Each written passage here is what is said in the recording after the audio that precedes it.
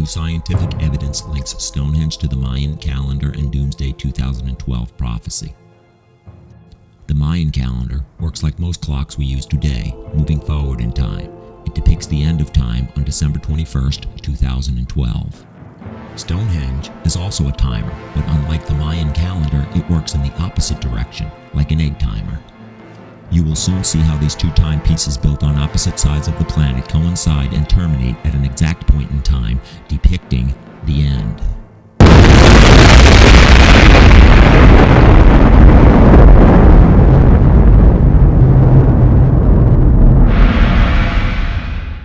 Stonehenge is a well-guarded prehistoric monument with inner circle access granted for special purposes only. Visitors are no longer permitted to touch the stones, but are able to walk around the monument from several feet away.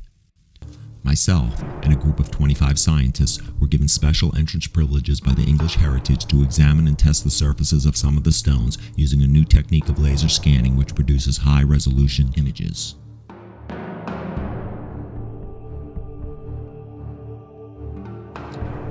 There are many visible carvings on the stones that can be clearly seen with the naked eye. Even embedded bullets from World War I riddle the exterior of some of the stones. Some of these carvings were made as recent as the late 1800s, and one in particular denotes the name of one of the founders of the Freemasons. Carvings of so-called axe heads and daggers are a common sight on the stones and date as far back as 2000 BC. Most archaeologists theorize these axe heads and daggers symbolize commemoration of the dead. The carvings that I have focused my study on during this visit to Stonehenge date back to 3100 BC, and most of them are barely visible to the naked eye. The laser scanning imaging equipment we used for this study allows scientists to view those hard-to-see ancient carvings at a much higher resolution. These higher resolution images give us the tools we need to decipher and better understand the meaning of these ancient symbols. The best results were obtained from the base of the heel stones and trilithons. These are the main stones responsible for the guidance of the sun rays into the henge during the summer and winter solstice. Of additional interest are these photos of UFOs provided by the English Heritage that were taken within the last couple of years.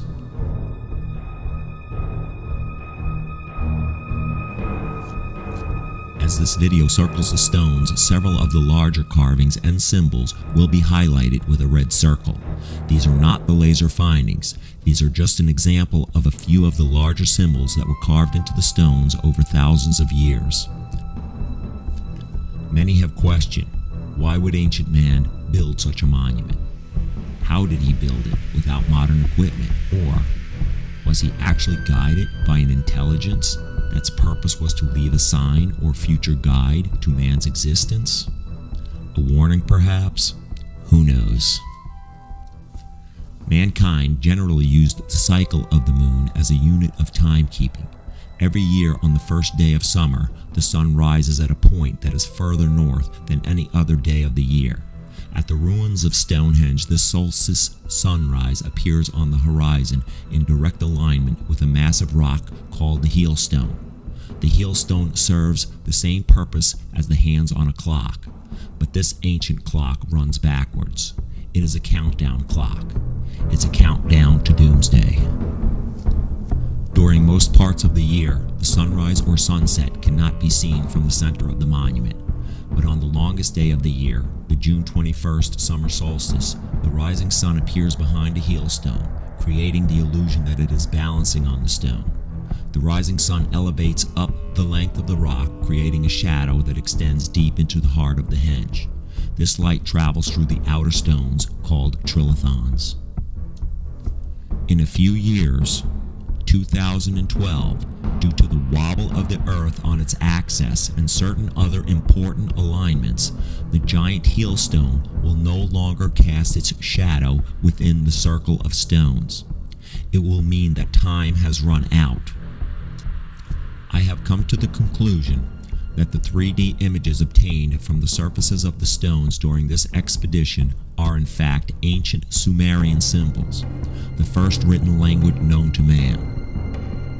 These Sumerian numerals can now be authenticated by radiocarbon-14 dating.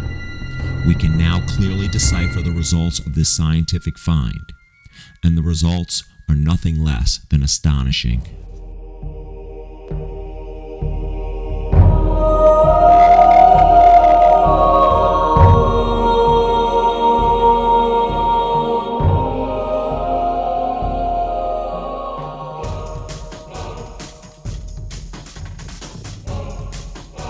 Presented here are the symbols found at the base of the heel and trilithon stones, as rendered by the 3D imaging process used to enhance the aged and worn-out carvings.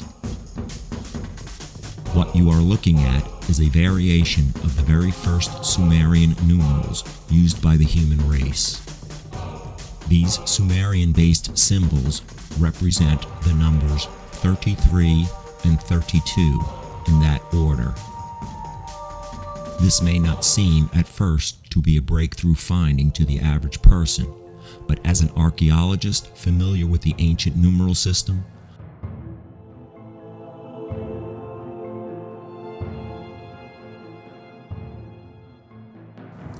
in layman's terms, that means 2012 represents the year of the end of the original use of Stonehenge as a timing device. The exact date of the last winter solstice that will reflect light into Stonehenge will be December 21st, 2012. One more piece to the doomsday puzzle has been presented with scientific-based evidence. Whether the world is doomed to come to an end or not, I do not have the answer. But one thing is for certain: something is going to happen.